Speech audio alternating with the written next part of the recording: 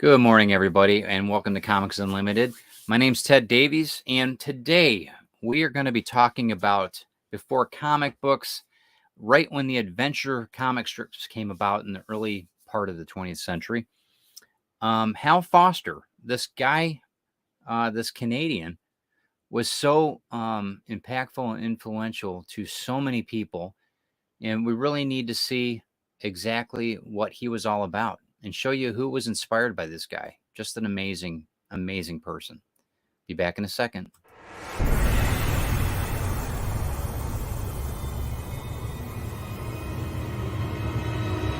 Welcome to the Comics Unlimited podcast with your hosts, Glenn B. Fleming and Ted Davis.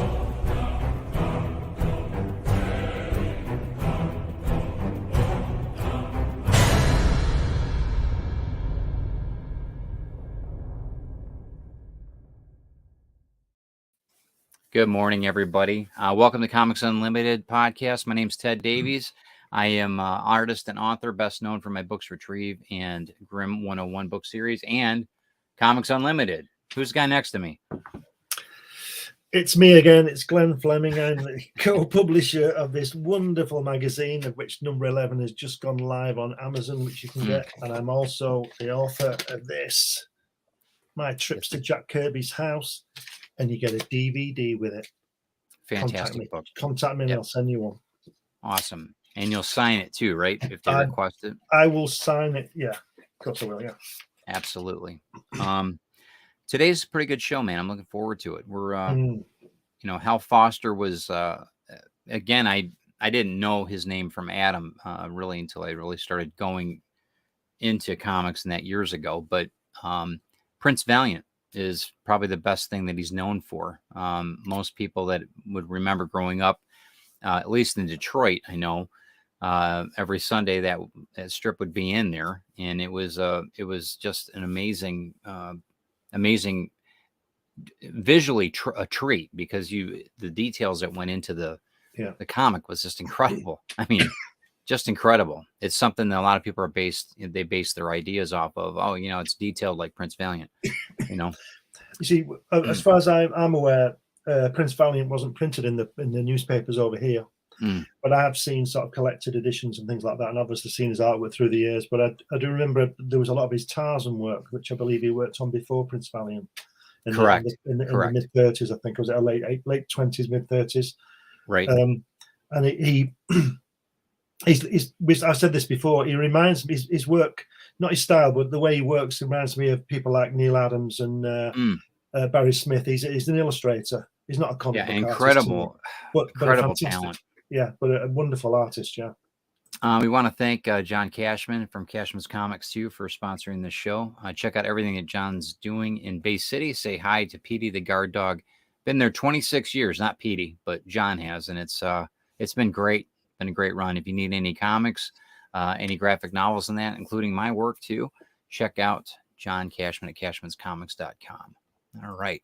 And then also, since we're talking about our publication today, I'm going to leave that running, scrolling there. You guys can check everything out on the Amazon page, Glenn B. Fleming's Amazon page, to buy your Comics Unlimited. It's in print now, so pick one up for the holidays. But it'll be up as an ebook in the next couple of days as well. Yeah. Yes. So if you are 100 pages, it's crazy. There's some fantastic stuff in there. I think it's the best one yet. So yeah, I agree. Let's say hi to everybody. We got Carl and Donna in the house. We got Russ here. We got a few other people that are coming in now on StreamYard. Eric Hawkins is in town. Hello, or at least in town in the show. So, all right. So let's get to this book. We wanted to. I was gifted this book.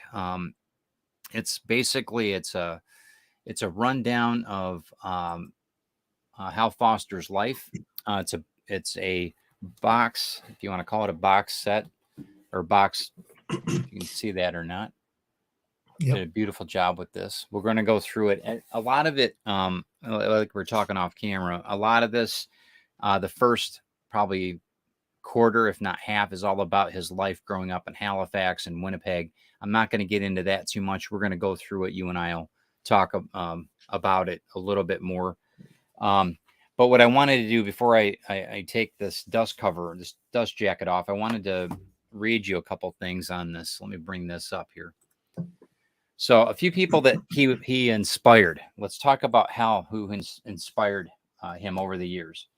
So Neil Adams says, one day there will be a movie worthy of Hal Foster, the man whose work I had to better myself to see, excuse me.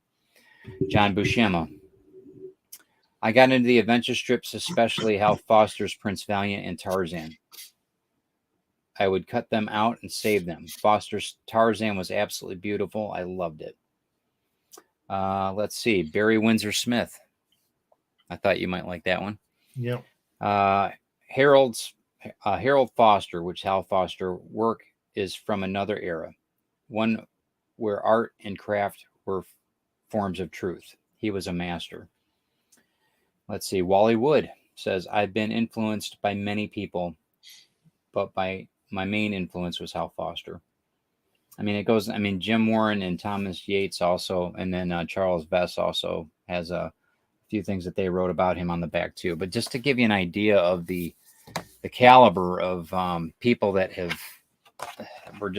it was amazing to see how many people were inspired by this guy. Beautiful book, by the way. Thanks again to Pete Ryan for gifting me this book. This is a limited production series. This is number 529 of 1,000. Illustration. I mean, the binding, everything on it's just beautiful. You can see Wally Wood in there, can't you, with that line? Oh yeah, absolutely. Or maybe you can see Hal Foster's in Wally Wood. Yeah. Brian M. Kane and James Bama put this book together. So, and they both have both their signatures are there, which is pretty sweet. Like I said, we're going to go through it kind of quickly in the beginning, and then we're going to get into the meat and potatoes of it all. We'll come back to the comments here in a couple minutes here. Hal Foster, the Prince of Illustrators, father of the adventure strip. So I think, like we said before, I think that he was the beginning of what a comic book is all about. We talked about, before we get into the book, let me throw a couple of these up. A lot of these books that we, at least I grew up reading in that, were spawned off of this comic strip. And this isn't his art, but this gives you an idea of the, potential what happened. I mean, it kind of snowballed into this, $1 trillion industry. I mean, comic books, how many people are affected by comic books that don't even know about it, But to give you an idea of what, none of this was around in the days. And this is back in the 20s is what we're talking about. He was born, I think, in early 1900s. 1905 or 1892 he was born. Thank you. And he was born in Halifax, so he's from he's Canadian, or he was Canadian. But it just gives you an idea of, and this is a big one. DC ended up sending him a letter, and like I said, I'm not going to go through all of these, but to give you the concept of who he was and how he managed to get to the point where he was recognized by Hollywood and by a lot of socialites, and that it's pretty remarkable, especially from his beginnings. Is that his dad there? It is. This is wow. Yeah. Well, his dad looked like a Russian Tsar, doesn't he? Right. He was actually he was a lack of a better word, a sailor, but he was one of the 8 survivors of a shipwreck. But he was like, this is a lifelong mission for him. That was his dad. He was always on board a boat, so to speak. So but again, you guys can get in, you can look this up on YouTube and that and see what he's all about. But just to give you an idea of, I don't think that they were broke, but they went through a lot during the Depression and everything else, as many people did. There were a lot of things that happened in the course of his life that affected financially him. One of which his dad, they ended up moving to Winnipeg, which from Halifax to Winnipeg is like a whole nother world. I mean, you've got the ocean right off your front door, literally, and then you go to Winnipeg, which if anybody knows, Winnipeg is not by the ocean. So, yeah, in the frozen wasteland. Right. There's a lot of things in this too that he talks about in Canada, how he didn't know about hunting and fishing until after they moved to Winnipeg. But before they moved, they had to stay in a hotel. I guess they sold the house, or I don't think they lost the house. They might have, but they sold the house. And his father, during that month or whatever that they ended up waiting to move, because they had to move by train and everything, right? He ended up having his dad taught him how to fish, how to hunt, he and his brother. So they had their at least some type of skills before they got out to the tundra, and that really changed him for a lot of things. He for the better. One of the things that, I don't know if you knew this about him, but he was going to be a boxer, and Wow. I did not. These are his cartoons of it, but because he was not shy, but he was very quiet, observant, he would get picked on. He'd get picked on a lot. So he was talking about how boxing became a not just a survival technique, but also he was going to be, that's what was going to make his first million, is what he was planning on doing. And then he Like started so drawing. What's that? Like so many. Right. One of the things that he did do, though, and this is one of the things that's kind of not ironic, but it's just kind of can you see that okay? Can you see Yeah. this side? Do you want me to put more light on it? Or No, it's okay. Okay. So one of the first things he did after saving his hands from boxing was he got into detailed corset drawing. So he would sell these corsets through the catalogs, and that's who drew them, was Hal Foster. So he had to be detail oriented enough to where it would have to be the same thing that the women received in the mail. If they didn't, or wherever at the general store, and if they didn't, he would get in trouble, and they weren't selling the proper things. So his eye for detail was honed through through tapestry and through lace, if you want to call it that. But yeah, interesting stuff. And you can see this in his, you can see the detail work in his drawings. I mean, throughout. I wonder if he drew them from models. I don't know. Wouldn't that be nice? Yeah, but anyway, it's the first part of the book talks about their travels and how he started documenting. He didn't really journal. Wow. He drew. And that's I can totally understand that, because I mean, I write, but I get that. Documenting it from a standpoint of he and his buddy Eric or whatever, how they went through it was almost like Lewis and Clark. It reminded me a lot of this, and he did it from memory, and it's really quite remarkable. And then he kept them, which is great, because a lot of the artwork, a lot of us have had, it goes to the wayside. We throw it out, or our parents don't keep it. But they did. Wow. I mean, how about that, huh? This kind of reminded me of what you did with your dad's book. Oh yeah, with a sniper. You know what I mean? Yeah. Yeah, the undergrowth. Yeah. Yeah, I thought that when I saw it. If you guys haven't seen that book, you should check it out on Glenn's page too. That book's really remarkable. But again, I don't want to get too lost in these. I just wanted to show you what his scope was, because he really did some amazing things. So how old is he at this point? I think he's a teenager. He's a teenager at this point. Some of these are later, but underlines what I always say about this practice thing. This guy's got talent. Yeah, right. Right. He had a definitely, there was a given talent there. And then talks about his wife Helen. Some of and again, I want to get too much into this. You guys can check this out. Wow. When was this book published, Ted? This one, good question. I do not know. I have to check that out. Let's see what we got here.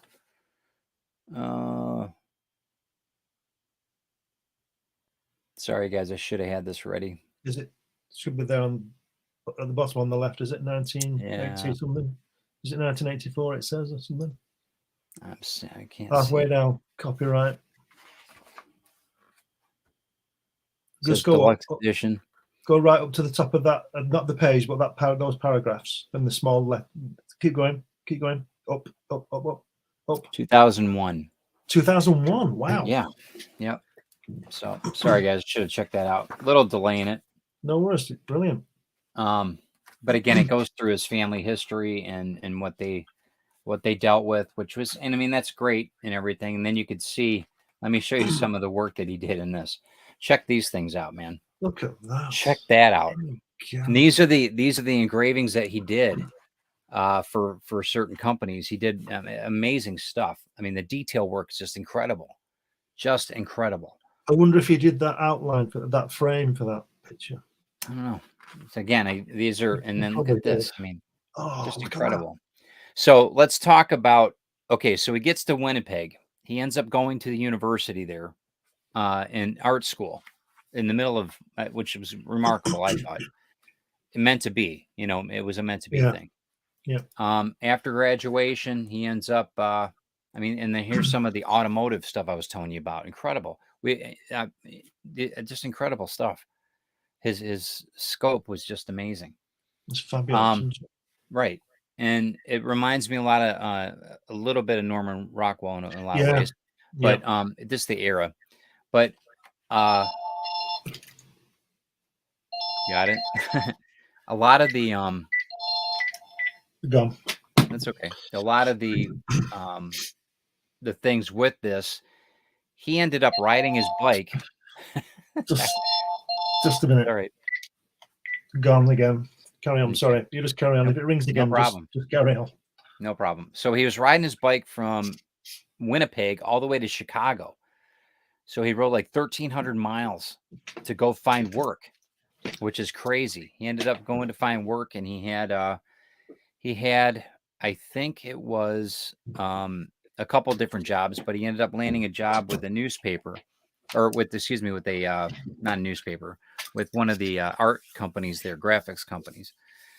And I mean, that's how he started. That's how he started his gig. He ended up having a lucky break though, because there was a newspaper man that wanted to kick up readership, and he figured that if he had an opportunity to find a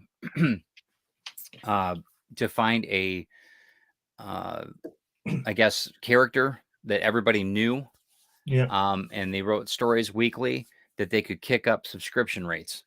And so he did, and that was the start of what we said, was it Tarzan, if I'm not mistaken? Yeah. And he ended up building that, and this is early on. This is really early. What, 1920s?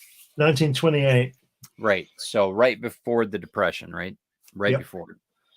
So he did that, and he did a few different things, but before Prince Valiant, but that was the main thing that kind of got him into this world, if you want to call it that, of these adventure strips. It was so successful. I mean, it was so successful that that if I'm not mistaken, Hearst got involved, and that's when Prince Valiant was initially. And he also gave him that unique. Hearst gave him that unique deal contract, 50-50. Incredible money, unprecedented. Right.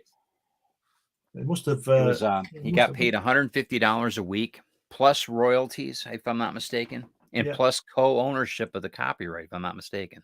Yeah. Crazy. And, the details in that, again, you can find it on YouTube. But one of the things, because he was Canadian, the Royal Mounties, he did a lot of different work for the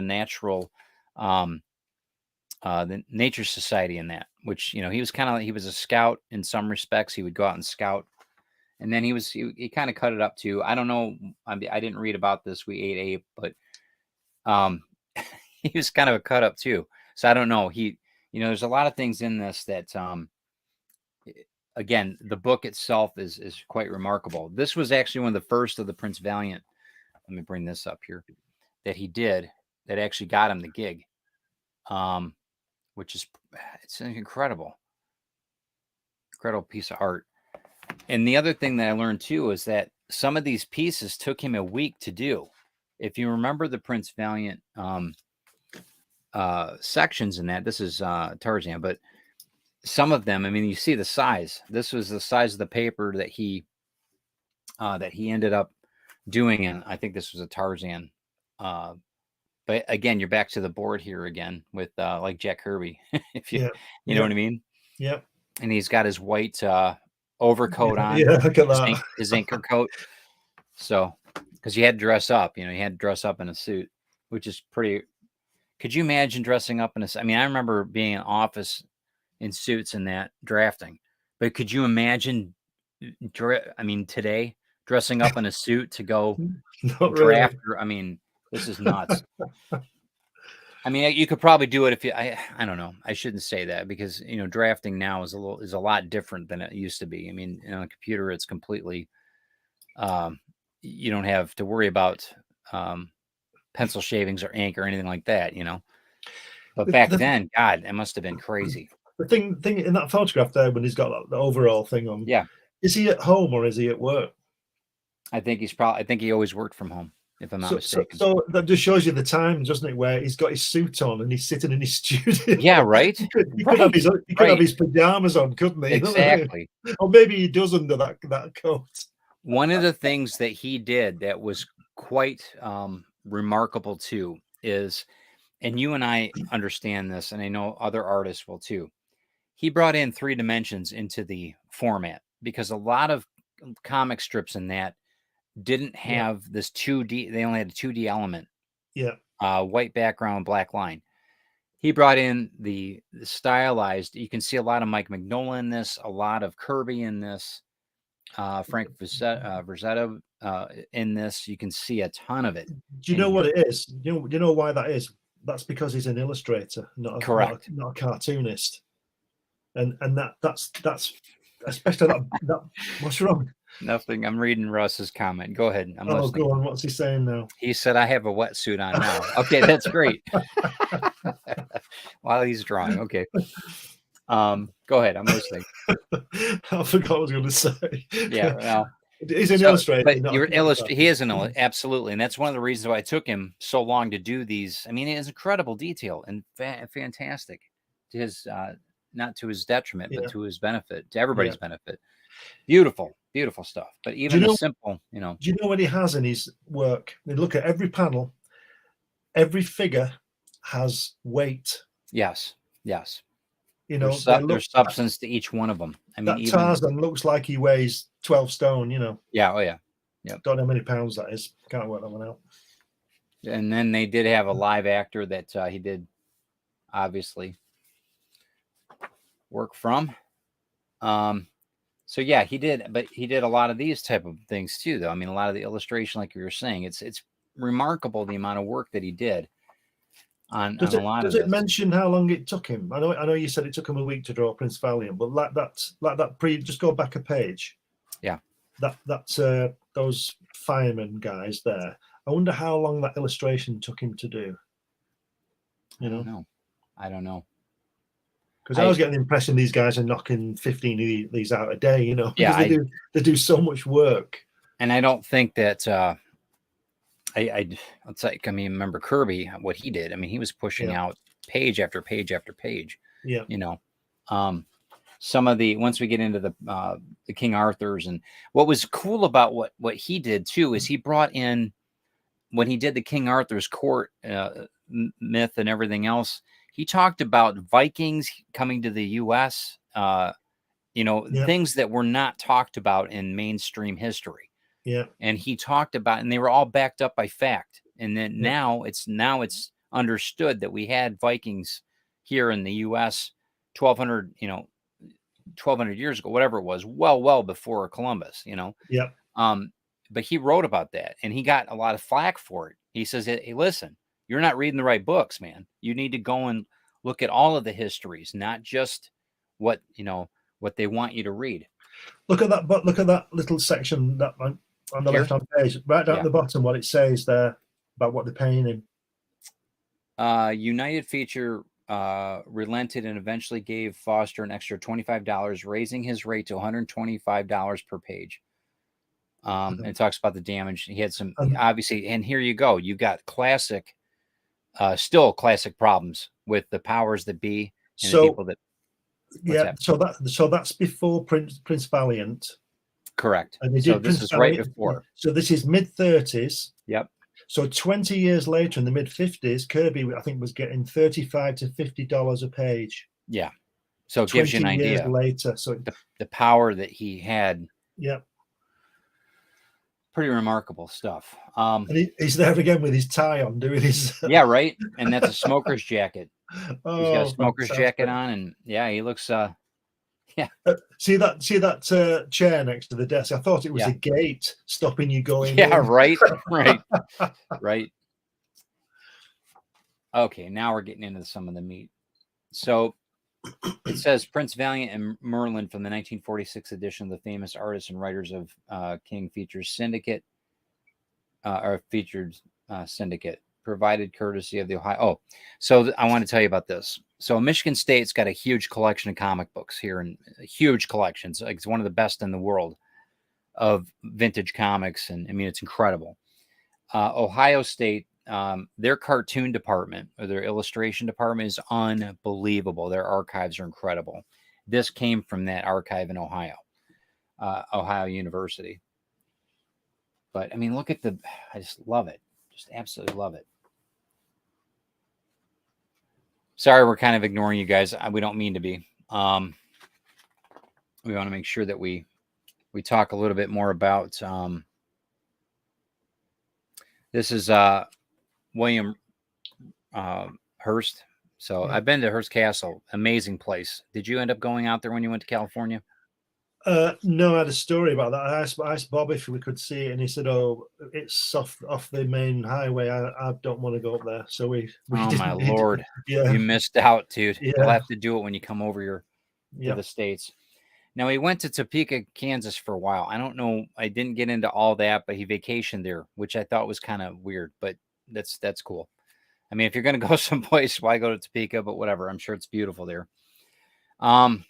Okay, so we're getting into a lot of I mean, I see a ton of different. I mean, Mike Mignola especially. I mean, this whole. I can see Frank Bellamy in there with the black, white, Yes. black, white. Yes. It's just beautiful, isn't it? It is. And again, this is what took him almost a week to do, and I get that. One of the cool things too that he did in a lot of this, and I'll go through it once we get to the color section of it. He actually talked, like I said, he was quite a cut up. He goofed around quite a bit, but he actually, when he laid the Prince Valiant things out, he did them in color. And he made the printers follow his lead as close as they could, which was unheard of back then. Yeah. A lot of the guys didn't do that. So just it almost looks like there's no outline on these. Yeah. You know what I mean? It's amazing.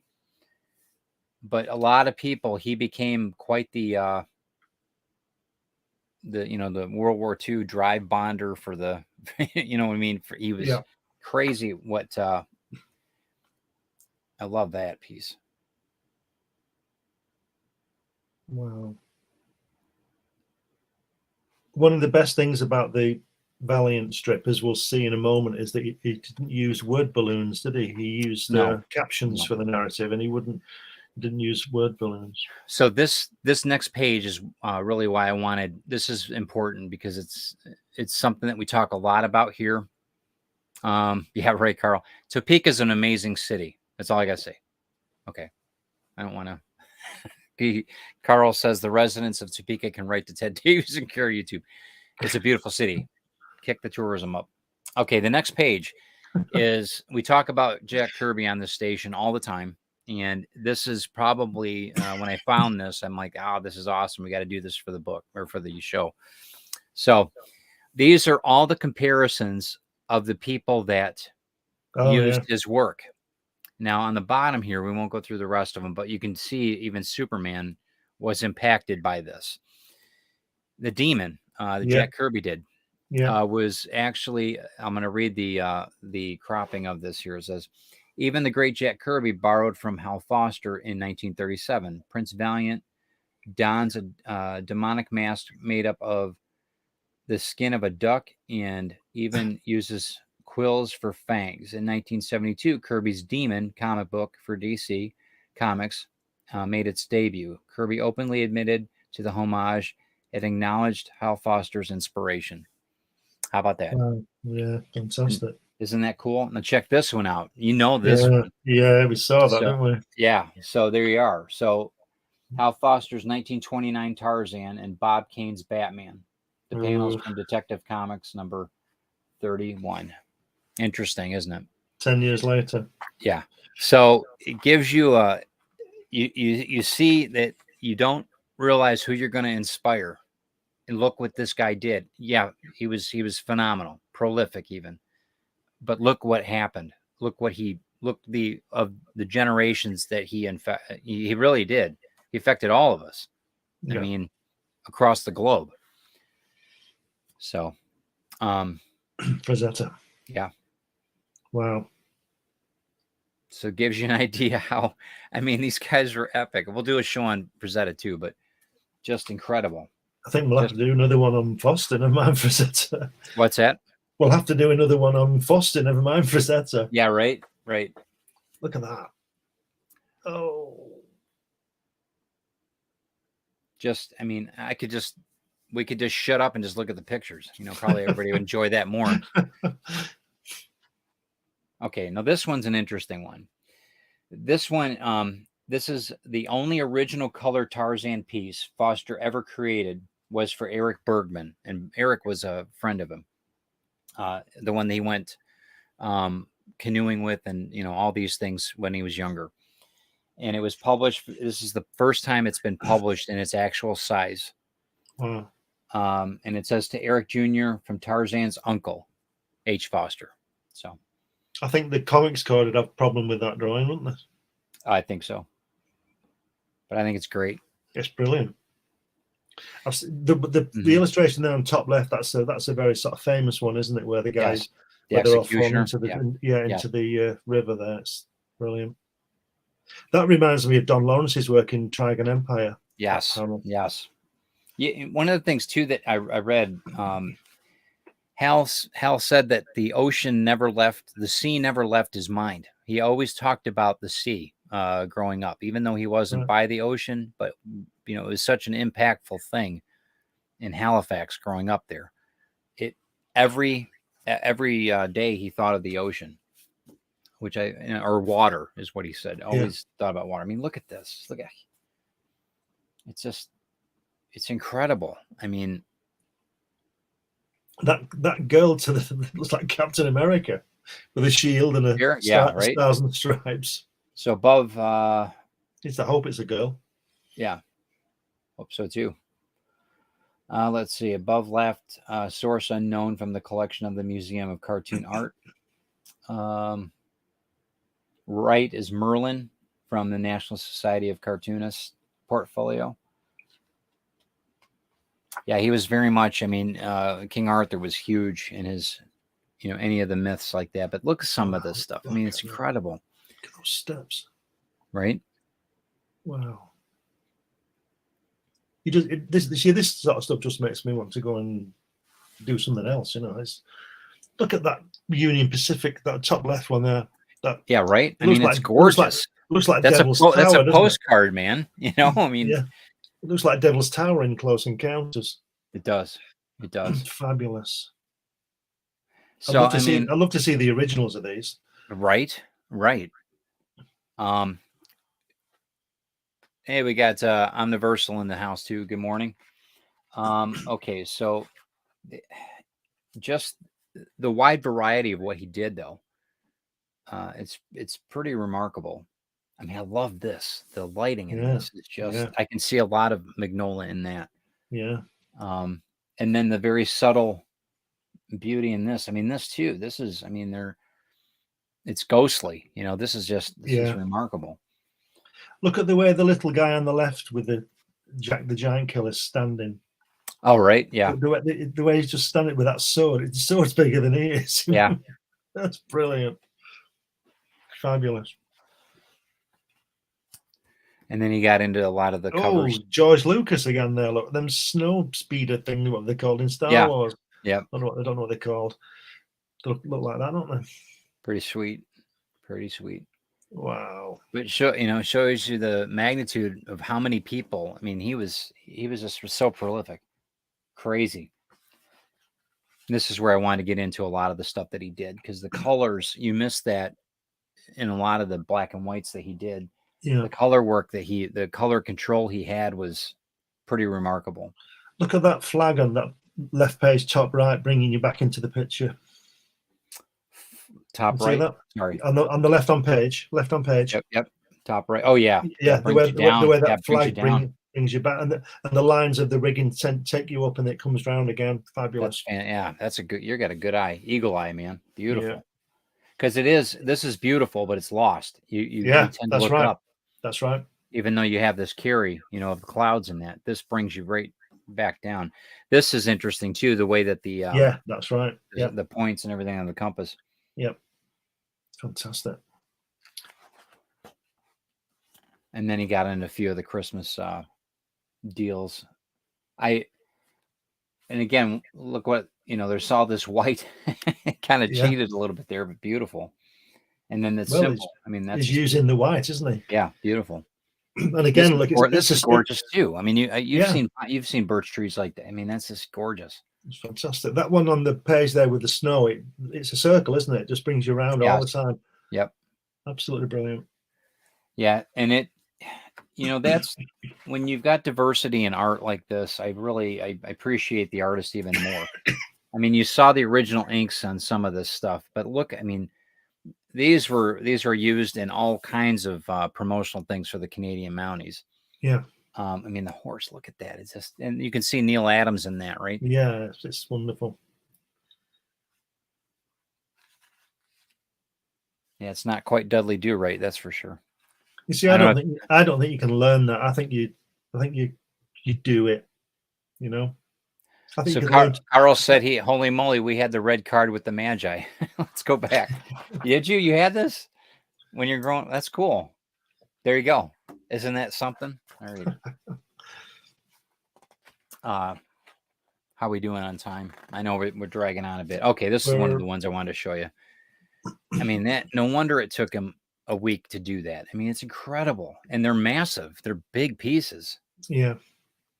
He's an architect as well, and look at that building. Oh yeah, I mean it's quite remarkable.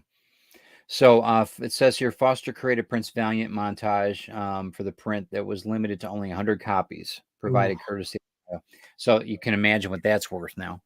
Wow, 100 copies. Where's the artwork? What about the artwork? Where's that? I don't know. I'm not sure. Provided courtesy of the Ohio State University, so they might have the original. I hope it's on the show. I hope we can all appreciate it. Yeah.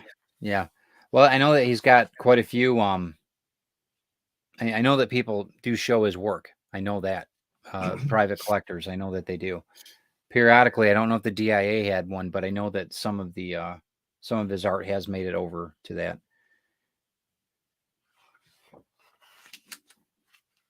I'll move it along here. Here's some of the Prince Valiant stuff. And that's the squares. That's what I remember. I remember the size of the strip when I was a kid. And the colors, they're always bright yellow, bright red. The thing that I noticed about this early stuff like this, and like with Hergé, with Tintin, they're not just thrown together. There's a definite consciousness about the way the layout appears and everything. It's not just thrown down. And I think that's because he's doing a whole page. Yeah. If it was just like a little cartoon thing, it's easier to Helen was quite his editor, apparently. He would write certain words that didn't fit sometimes, so she's no, you gotta pull that out. Must be something in that word Helen, that name Helen. Yeah, maybe that could be. Look at that. Could be. And that I enjoy this too. I mean, because it's simple. It's detailed here, but it's it's absolutely simple. Okay, let's jump ahead a little bit here. Thanks for everybody sticking along with us, just to give you another idea of the artwork's gorgeous. Some of the stuff that he did, the movie Prince Valiant, who was it? Oh shoot, forgot his name. Robert Wagner was in the movie. Right. And I mean, look at the chainmail on this, man. Look at the fear in that guy's eyes. Yeah, right. Wow. Yeah. But this, I mean, this has been used a lot in comics. You have even Kirby's Captain America. I mean, you could see the line, this work. I mean, at least I see it. I see it. Yeah. There you go. God, That's look at the characters. very Wallywood. Oh yeah. Look at the way that girl in the center of the right-hand page, page, the center of the way she's looking to the side to see around the girl's head. Right. Do you understand what I mean? Like she's not just looking straight on. It's crazy. Wow. And that guy next to her looks a bit like Carl Witzman, doesn't he? Right. Just needs a cigar in hand. I think Carl's got a crown like that too. Hey, Donna, what do you think? He's probably been crowned by Donna. Yeah, probably. A few times, yeah, no doubt. So this is one thing too. He was extremely detail oriented, like I said. So he would go and he'd go to armories and he'd go find style. I mean, he would really he was just a student always. He would go in and figure out how these things fit, and pretty amazing stuff. I mean, he really chronicled a lot of things in an art form that I don't think people realize the genius of it until later, but pretty awesome. And this was rejected. I mean, that's a beautiful well, piece. it's rubbish, isn't it? So get rid of that one. Go and draw it again. Right. Go and spend another week doing another one. I mean, that's a beautiful piece. I mean, the reflection work, I mean, just gorgeous. And just the way the sail splits the drawing in two. Oh, I know. All that detail and then nothing and then detail again. Fabulous. I mean, and the way the boat is black with the shadow, you can see it wading into the water, like how it weights down into the water. I mean, it's crazy.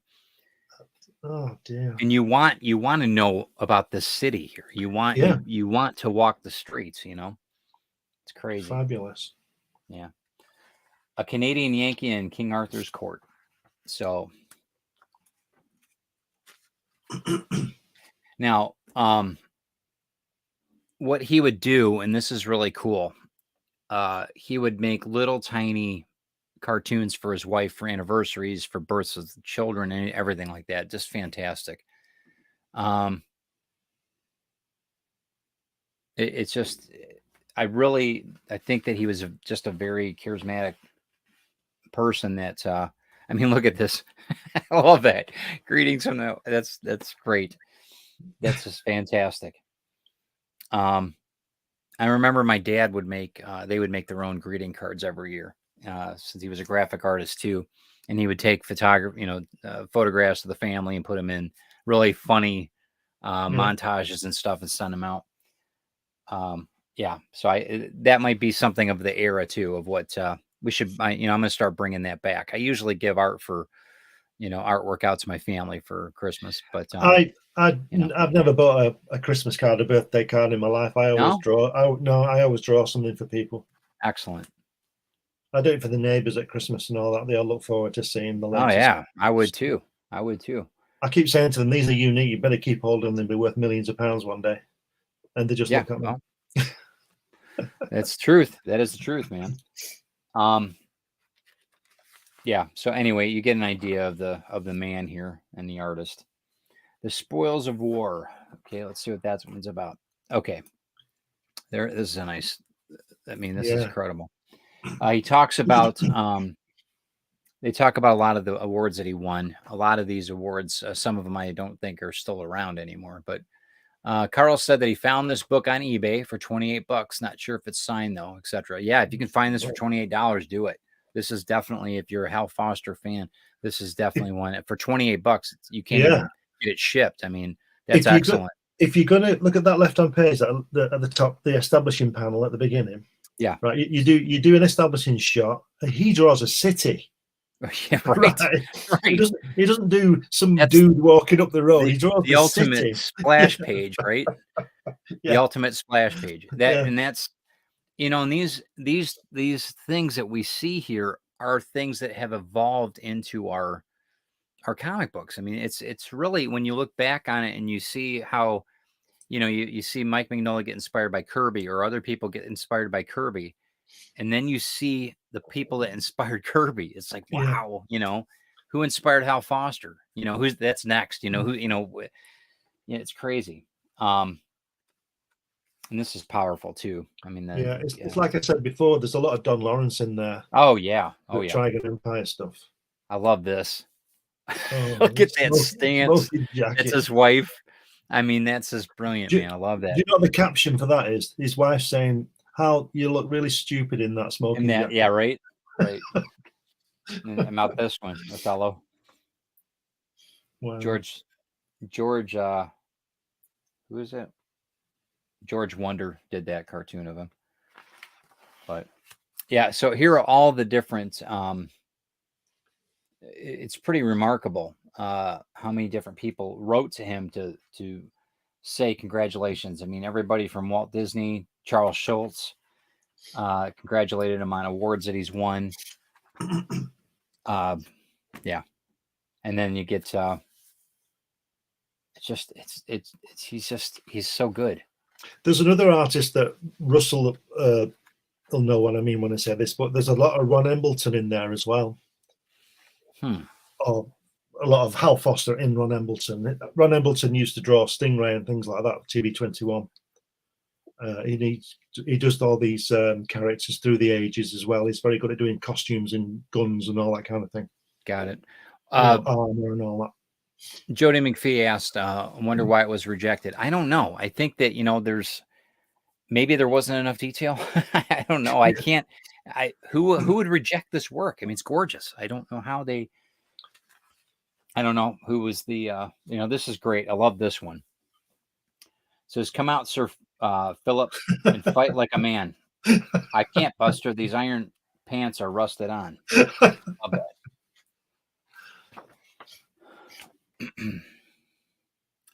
Possibly one of the most recognized renditions of Prince Valiant ever created by Hal Foster. Yep. Yeah. And now this is Beyond Camelot. So this is is that Princess Grace is with that? I believe so.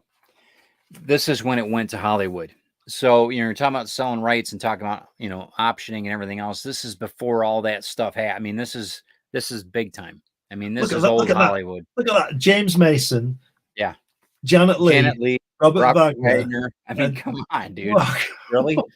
And Sterling Hayden. I think you've made it. When you've got one of those names on your poster for your character, I think you've made it. You're doing the artwork and the set designs and all this other stuff that you've made it. And then this is Man's Theater. You've been there. I've been there. Yeah. Amazing stuff. And there he is with Robert Wagner. Here's one of the sets. It's incredible. I mean, just insane. Some of the promo stuff that they had, some of the gear, and yeah, it's crazy. Whenever you see a picture of Robert Wagner, he always looks 25 even now, doesn't he? He does. And then they talk about, right here, he's got,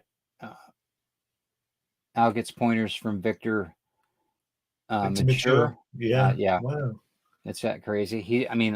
Look at this. I mean, he's got Milton Berle, Ted Mack from NBC. The guy that does the voice for Popeye, he's at a dinner with them. I mean, he knew a lot of people in Hollywood, apparently. But interesting stuff. Babe Ruth. He had dinner with Babe Ruth. Wow. And the actor, Jimmy Halto, he was in quite a few movies. I think he was in Meet Joe Black. Or no. Meet John Doe. Meet John Doe. He was in a lot of movies back in the 40s. And that. Pretty crazy. But here's King of England, Prince Valiant's biggest fan, Edward. Duke of Windsor. Oh, When he came to the States, when he married wow. Yeah, that woman, So, Simpson. yeah. Yeah. Yeah. So the first Meghan. Yeah. Well, there you are. Look at that. I'm glad you're not upset. That's good, man. All right, good. All right. Anyway, no, he was an interesting fellow. We should do a show on him. That whole thing. But this is goes through. I didn't realize they were avid hunters in that. That's kind of cool.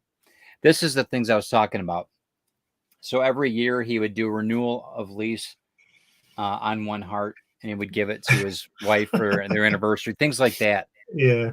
And talk, I just love this. I mean, It's if you're an fantastic. artist, I fall short from this a lot because I should do more artwork for Christine. But this I can totally, that is totally justified. For me, I get it totally. If we're allowed to plug our magazine, Comics Unlimited, number 11, out now, you'll understand that prop, because I've written an article about Ross Kirby. You know what? You've read it, Ted. You know what I mean? The article about Roz. This is one that will be basing everybody else's take on Roz. It puts them all to shame. This is going to be the true north of it all. Wow. It's a great article. It talks about Roz as the person that she was. And you guys, if any reason you'd want to get the book, to be a fan of Kirby's one thing, but to be a fan of Roz Kirby, that would be definitely one reason to get the book. So he talks about his kids. It took a man, a maid, and a night, but we finally made it. Baby. Brilliant. Yeah, I mean, they're very creative. Very, very creative. Yeah, so you get an idea. I don't know. I know that there's a lot of people in here that talk about that were involved with him through his career. Knights of the Drawing Table. I mean, this is great. My Valentine, look at her. She hasn't changed in 50 years. Got the baseball bat. Fantastic. Yeah. And then this talks about 1971. He retired then, didn't he? Yes.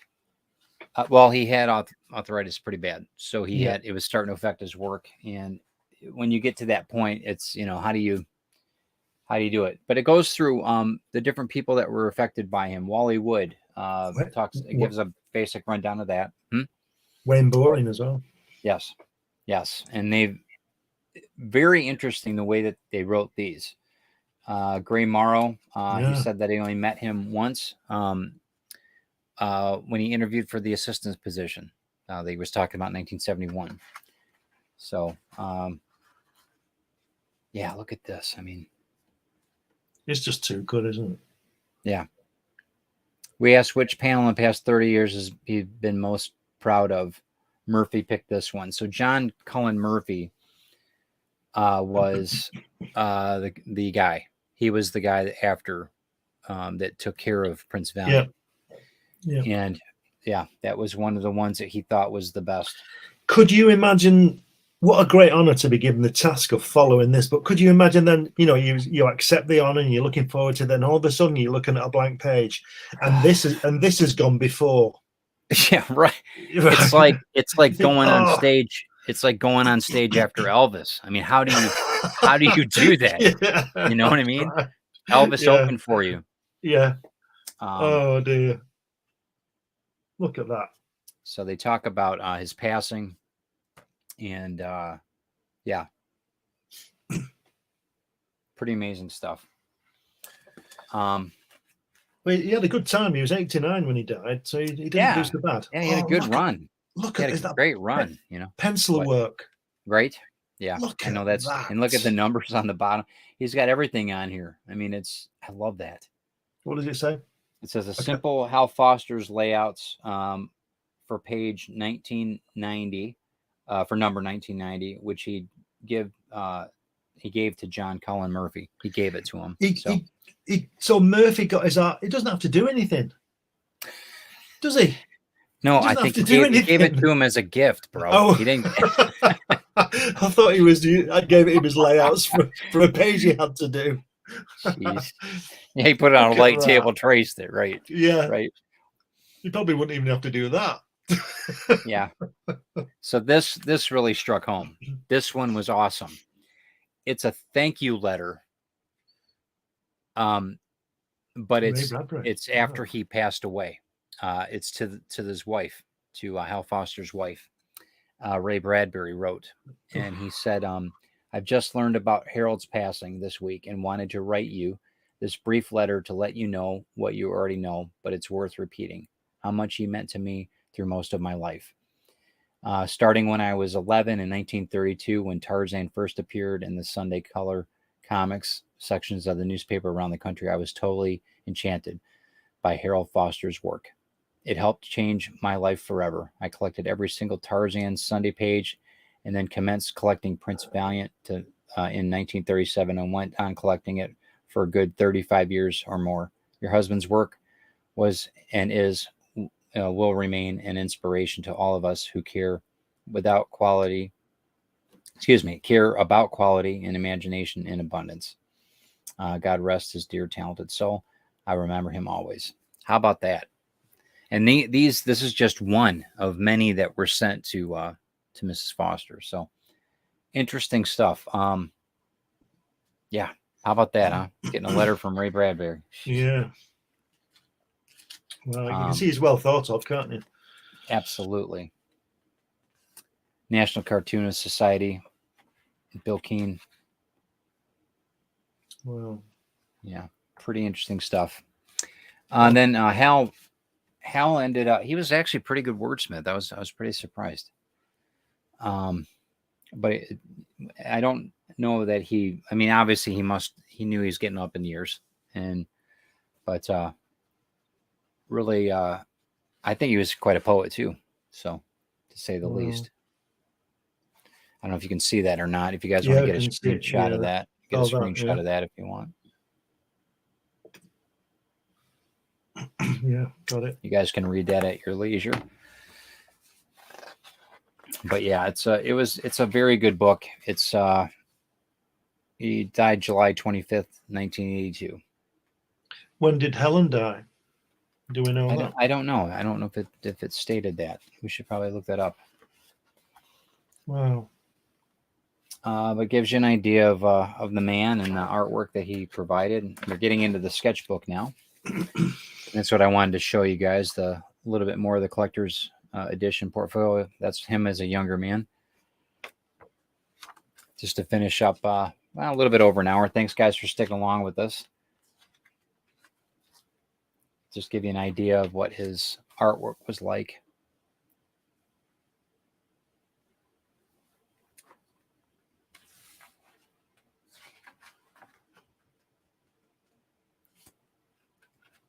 I like the way the narrative is all through the strip, so to speak. Yes, instead absolutely. Of then involved into it, yeah. Instead of being of each panel. Yep, that's wonderful. Yep, it's I just the control of shadow. I mean, the weight of it all. I mean, the brickwork. I mean, look at this, the block work on the walls and all this. It's just incredible. And the architecture, the windows, and I love the precision of it all.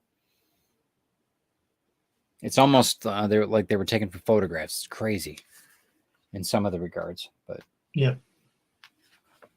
look at this. That's just fantastic, isn't it?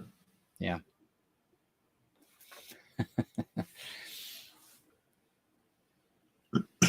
Mark Twain. It's great. Yeah. Now, here we go. Here's some of the stuff he did when he was first starting out. That's incredible. Douglas Fairbanks Jr., Prince Valiant. Crazy. Look at this. I mean, just gorgeous.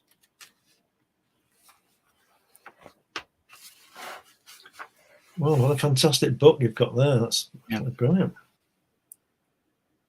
Pretty interesting stuff. Yep. Wonderful. Yeah, I was, like I said, very happy to receive that. And thanks again, Pete, for letting us do that. let's get back over to this to see my ugly mug. Yeah, so now you get a feel for Hal Foster and his, at least one of his writing, one of the books that honors him. But yeah, what a prolific guy. Yeah. You know, we're looking at it now, and how many comics were inspired by him. The comic book industry inspired by him. So, and you know, it's you've heard his name possibly, but maybe didn't know exactly what he did. But wow, he did it well. Did it well. Could you imagine? I'm presuming you would know this. Can you imagine how you would feel, right? How you would feel if you knew that your artwork inspired someone to the caliber of Jack Kirby?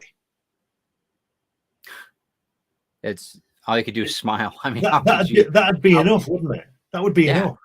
Yeah. That you know, would be you amazing. look at, you know, it's, at least I've seen this in my life. You see a good teacher that has inspired kids, countless kids in classes. You know, the teacher, you know, the one that you had or whatever. How many families were inspired by that one teacher because they took that initiative. It's the same thing. That's the same energy that Hal Foster had, or that Kirby had, or even if they didn't know, you know, amazing stuff. Yeah, because you know, my trip to Rapa Nui was inspired by Mr. Clarkson from school. Yes, that's why I brought it up. Yeah. Just think of all the books that he could have brought in that day to show us, and he brought that one. He could have brought a million others.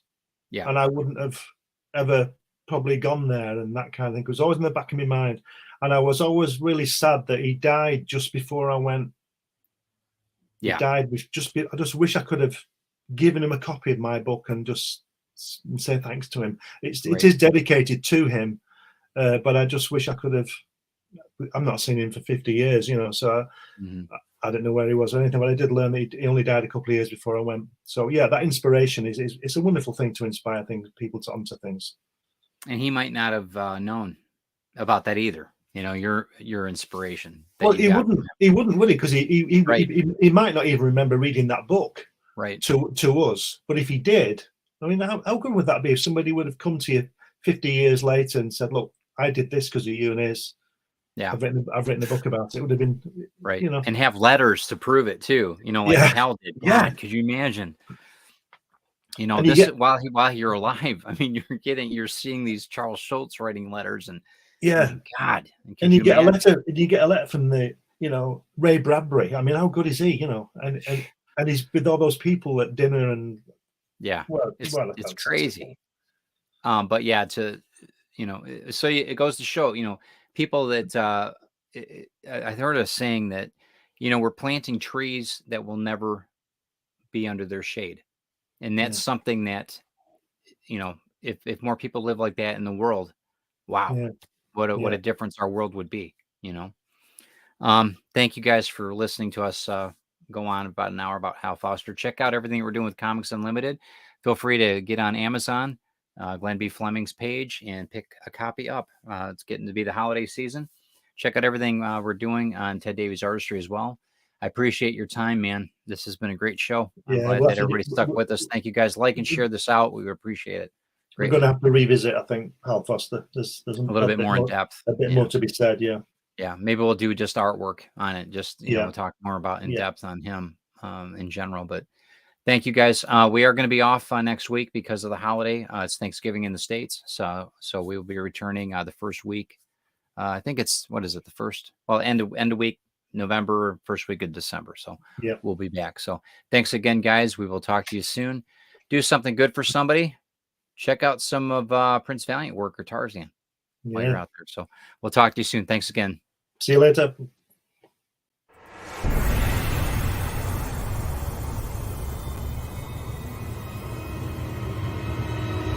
Welcome to the Comics Unlimited podcast with your hosts, Glenn B. Fleming and Ted Davies.